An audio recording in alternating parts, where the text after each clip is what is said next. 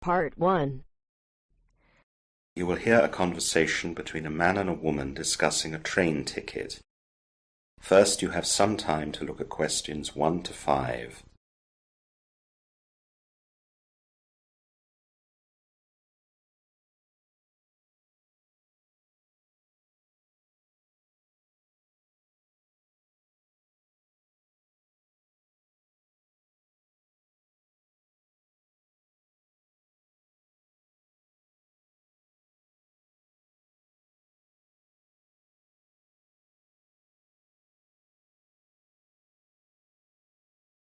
Good morning. Welcome to Southern Trains. What can I do for you today?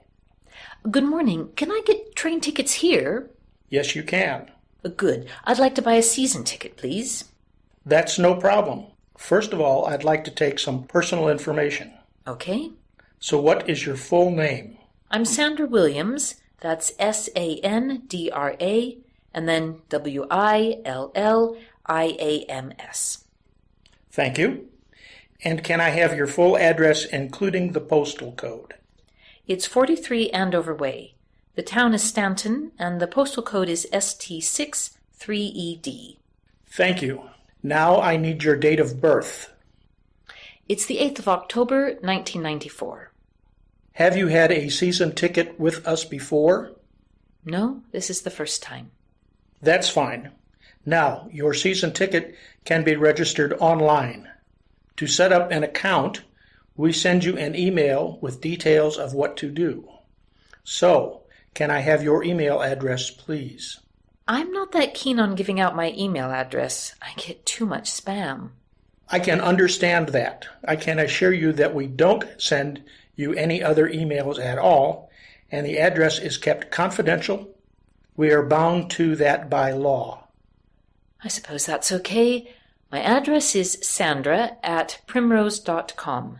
Primrose is spelled Primrose. And finally, I need a contact number for you. Is it okay if I just give you my cell number? Yes, that's fine. It's 05482-495-712. Thank you. That is all the personal information done then. Before the conversation continues, you have some time to look at questions 6 to 10.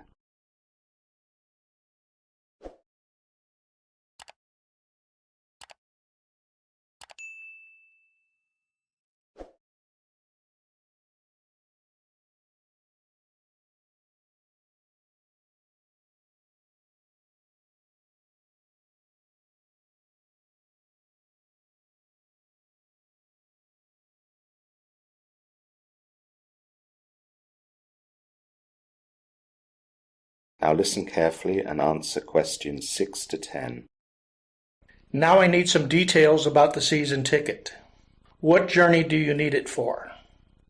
I've just got a new job in Bexington, and I've quit my old job in Petersfield. I was thinking of driving to the new job, but there's always too much traffic when you pass Amberton. I thought the train would therefore be better for the commute trip from here in Stanton. I think you're right to do that. Trains don't get held up by traffic jams. Do you want just that route? For a little more, I can get you a ticket for the whole region. I'm not sure yet. I'll see when you give me the actual prices. Of course. Now, the price also depends on the timings. Off-peak is much cheaper, of course. That's for leaving after 9:30 in the morning and for not returning between the hours of 4 and 6 in the afternoon. Saving money would be good, but I'll need a peak ticket. I'll need to keep normal work hours and also not be too late back home to look after the children when they get back from school.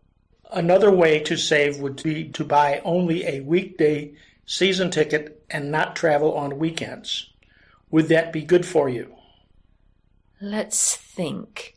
I do have some family near my new job, but I don't think I'd travel too often by train at weekends there. I'd probably drive with the family.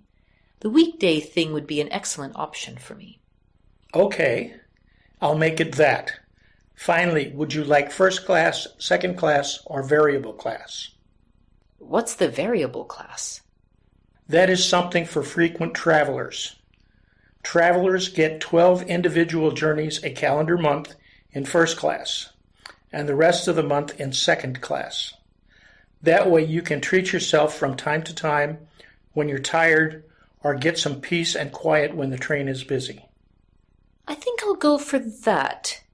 I hate it when there are too many noisy kids on a train. So, now for the prices. For a 1-month ticket for your route, it is $198.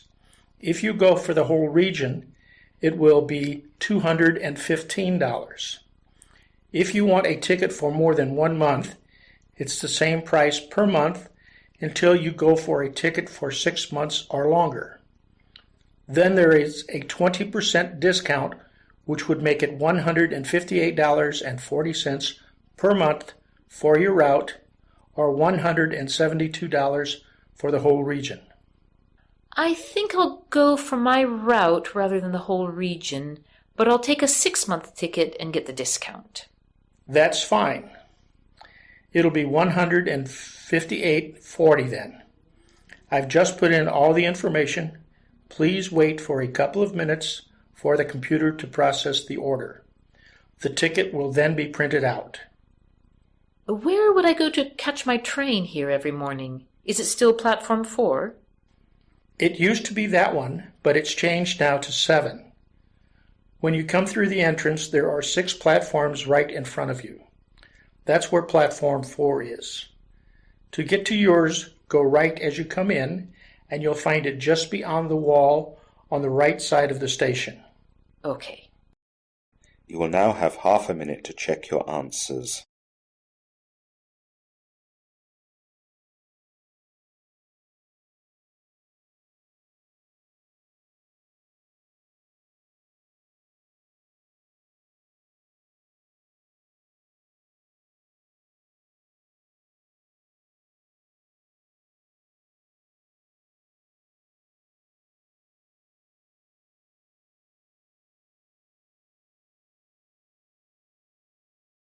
Now turns to part 2.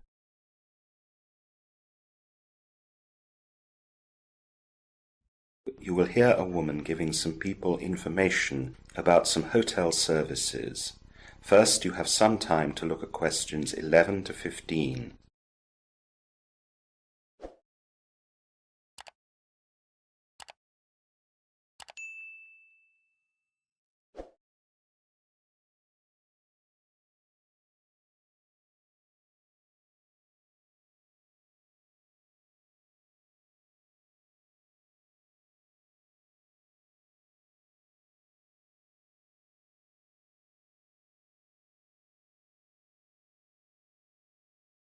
Now listen carefully to the information talk and answer questions 11 to 15. Hello everyone, my name is Anna. I'd like to welcome you all today to the Paradise Hotel, and I'll tell you now a little about the services we have on offer here. As you've probably noticed, the Paradise Hotel is built on a hill, and so its design reflects that. Our hotel is on 7 levels, and I'd quickly like to explain what can be found on each level. The main entrance to the hotel and the reception is on level 3. You can find the concierge's desk there, and also our coffee bar with its great view over the hotel's swimming pools, beach, and sea. All our accommodation is on levels 4, 5, and 6. If your room is on level 4, then its number will start with a 4, for example 407, and if your room is on level 5, then its number will start with a 5, for example 523. The same goes for level 6. Level 7 gives access to the spa and treatment area. If you'd like to book a treatment there or just use some of the facilities, call it from the phone in your room or just go down and speak to the staff there. Level 7 also gives access to the swimming pools and beyond them the beach. Both the beach and the swimming pools have sun loungers where you can lie and enjoy the good weather. There are also snack kiosks and bars found around the pools and beach. Moving up from the reception level, level 2 is where all the hotel restaurants are. There are 3 to choose from. First, there is the chef's restaurant where you can eat breakfast, lunch, and dinner from the buffets provided. If you'd prefer to eat a la carte, the Eastern restaurant does Asian specialties such as Thai, Indian, and Chinese food, and the Ocean Restaurant specializes in seafood and fish. Again, places can be booked for the Eastern and Ocean restaurants from your room phone, or you can book at reception on level 3, or just go to the restaurant itself. Level 1 has our fitness area.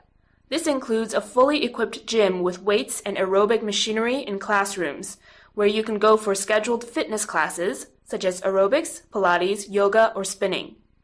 The schedules are all posted at the fitness area's reception and at the main hotel reception. You now have some time to look at questions 16 to 20.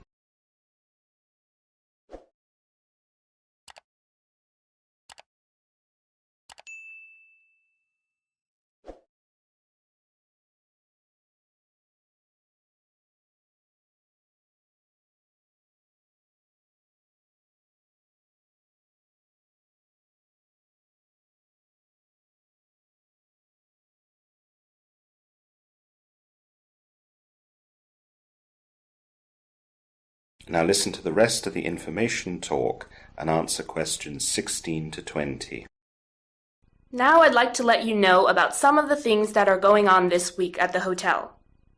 Today's Monday, and tonight we have an entertainment evening by the pool. The weather forecast is good, and you should enjoy our selection of dancers, singers, magician, and other acts. This will start at 7 and go on until 10. Tomorrow we have a pub-style quiz, which will be held in the rooftop bar. You can access this if you go up to the gym and follow the stairs opposite where the lift opens. The quiz will start at 8 in the evening and go on for around 2 hours. Please note that under 18s will not be allowed in the bar. On Wednesday, we have a karaoke night. This will start at 7 and go on until 9. This will take place next to the pool, and you are invited to be brave, grab the microphone, and show everyone what you can do. To start the evening, the hotel manager has bravely volunteered to sing first with his favorite song. He hasn't told us what his song is yet. We have left Thursday evening free. Some people just like to be left alone to relax, and there is a traveling circus visiting the town, and this is only 1 kilometer away. Let us know if you'd like us to book you a taxi to and back from the circus if you'd like to go. Friday evening is our jazz night. We have a local jazz band who plays with us every week, and they are a firm favorite with all our guests. This takes place in the coffee bar lounge, and in order to see them, you need to book a table. We only have 40 tables available with 5 places at each, so make sure you book ahead so that you won't be disappointed. Booking a table costs $30, and bookings should be done at the reception, not the coffee bar. Saturday and Sunday are also left free, though there will be some live music playing both evenings by the pool, from 7 until 9:30. Now, I have posted the schedule of events on the entertainment's notice board, and it's also available on our hotel website. If you'd like to ask me any questions about anything, please do so at any time. I'm usually in my office, which is next to reception. If I'm not there, ask reception, and they'll page me. You will now have half a minute to check your answers.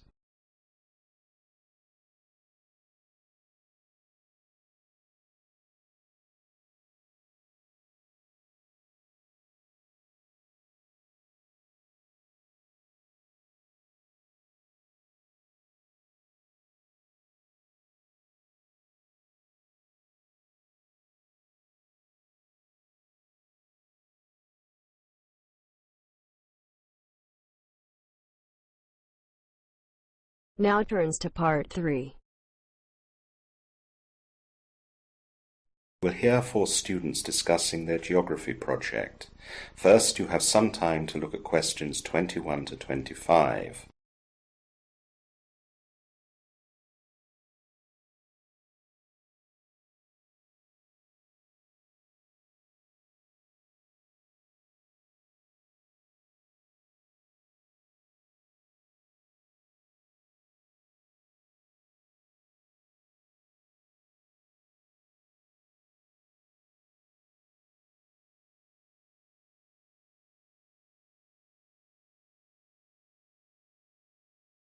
Now listen carefully and answer questions 21 to 25. Hi Alison, how are you? Hi Tony, I'm good. Are the other 2 here yet? Not yet. Oh, here they are now. Hi, Greg. Hi, Sophie. Hi, Tony. Hi, Alison. Hi, guys. Are we late? Not at all. Well, let's get down to it right away.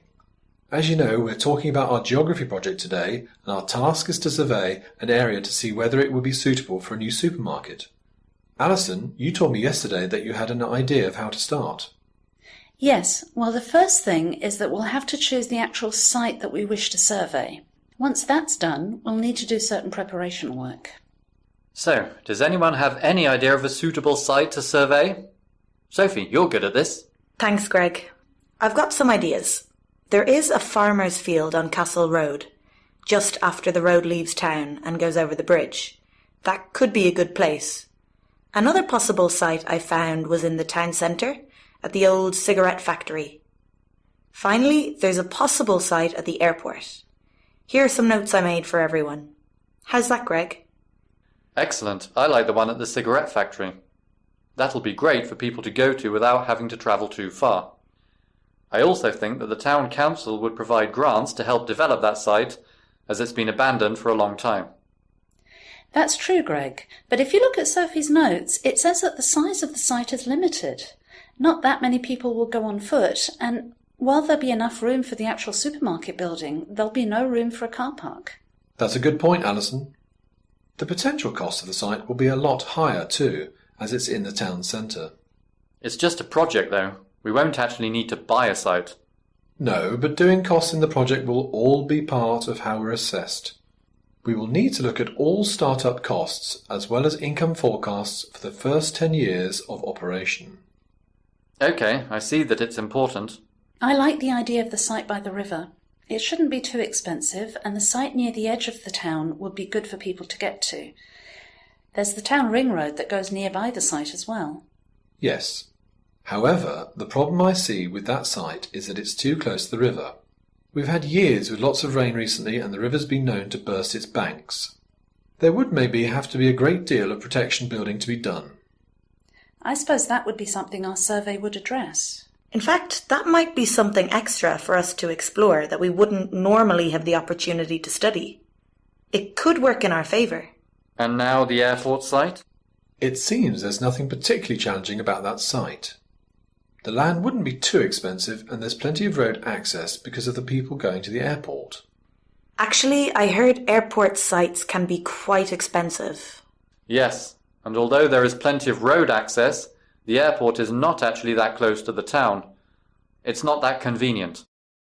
You now have some time to look at questions 26 to 30.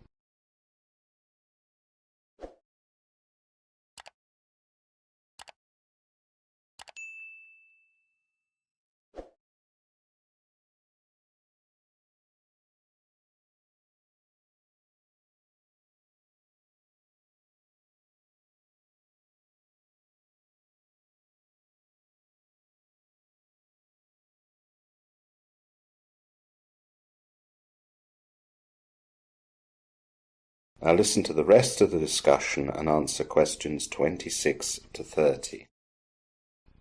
So I think we all agree on the Castle Road site next to the river.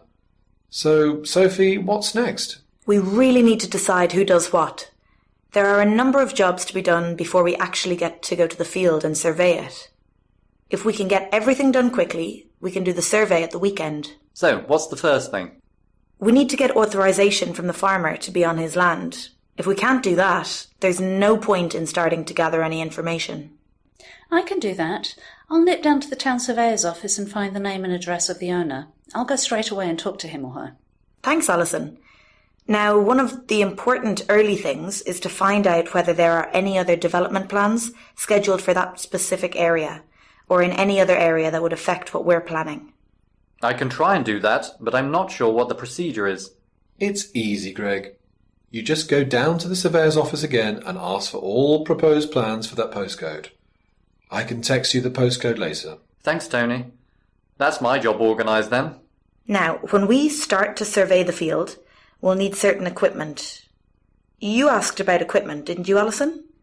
I spoke to Professor Johnson yesterday, and we can borrow all the necessary equipment from the department.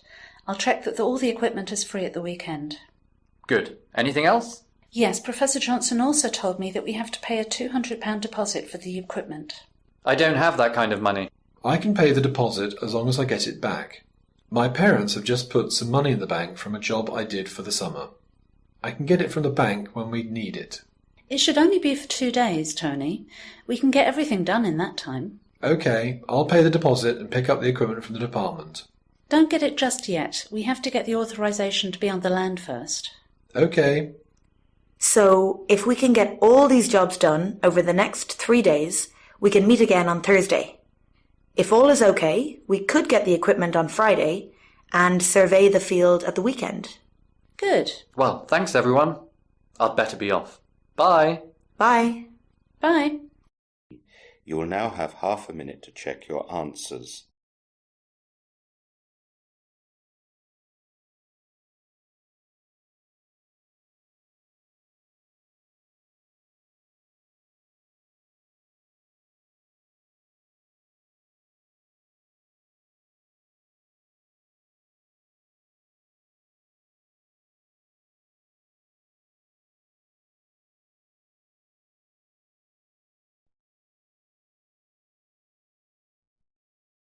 Now turns to part 4.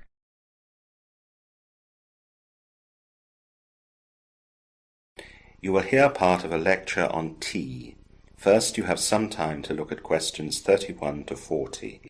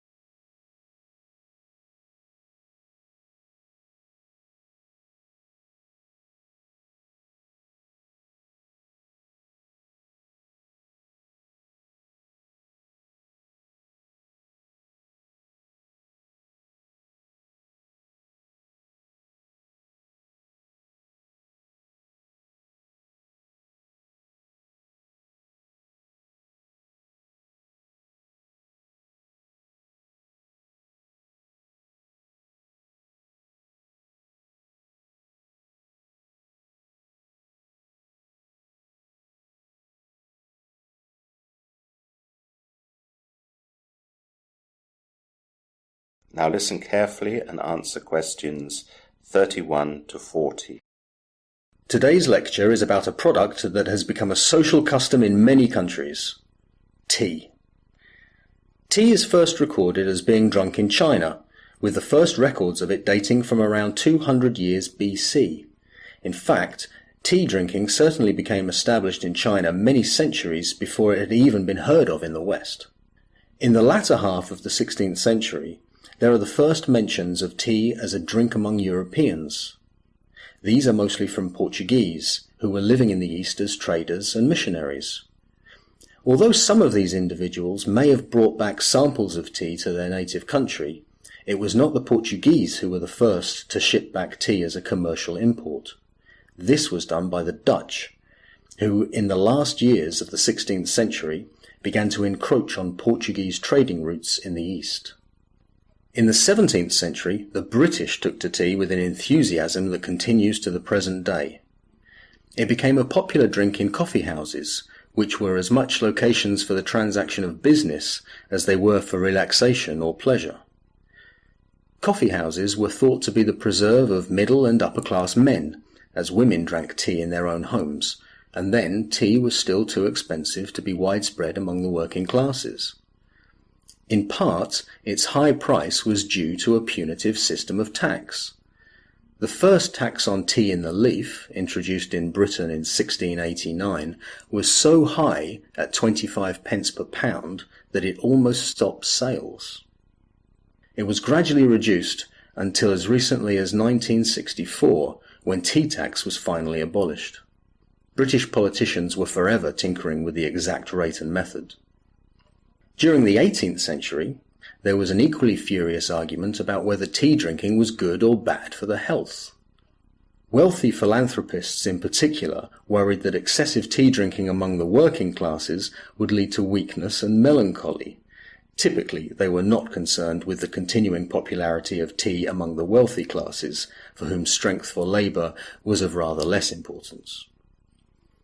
The debate rumbled on into the 19th century, but was really put to an end in the middle of that century, when a new generation of wealthy philanthropists realized the value of tea drinking to the temperance movement. In their enthusiasm to have the working classes go teetotal, tea was regularly offered at temperance meetings as a substitute for alcohol.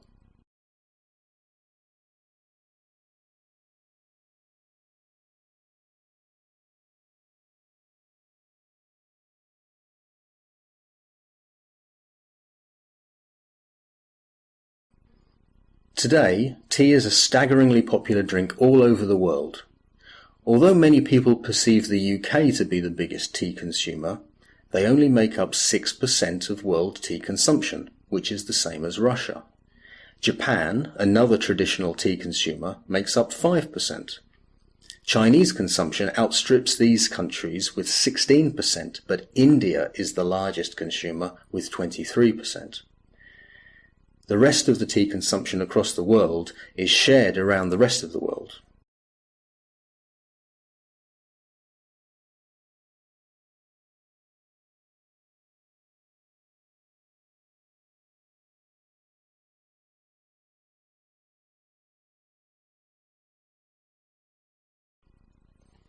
Producing tea is a careful process. For optimum taste, the best quality teas are grown at tea gardens at an altitude of 5,000 to 7,000 feet above sea level. It begins with plucking, the removal of the ripe parts from the tea plant, Camellia sinensis. Pluckers are specially trained to only select 2 leaves and a bud. Plucking is maintained at about 7-day intervals.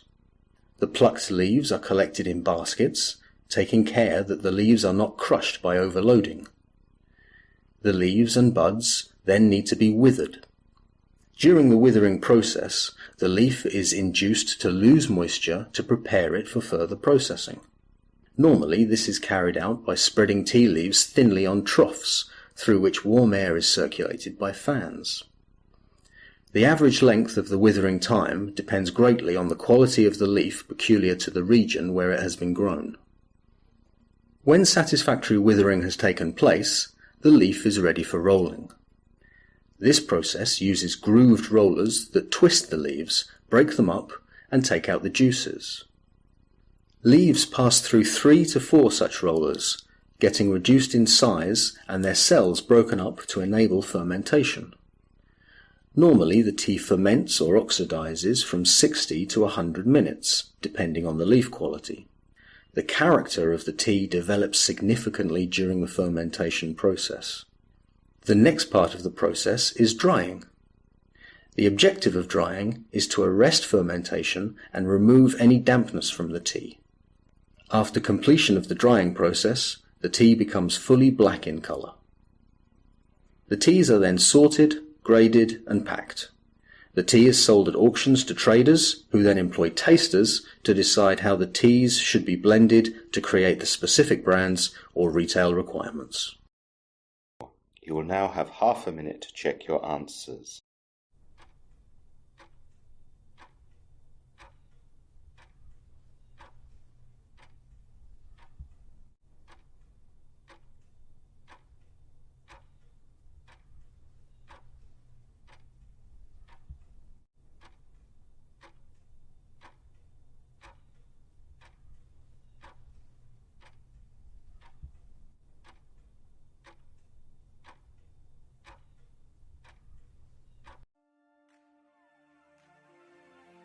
That is the end of the listening test. In the IELTS test, you will now have 10 minutes to transfer your answers to the answer sheet.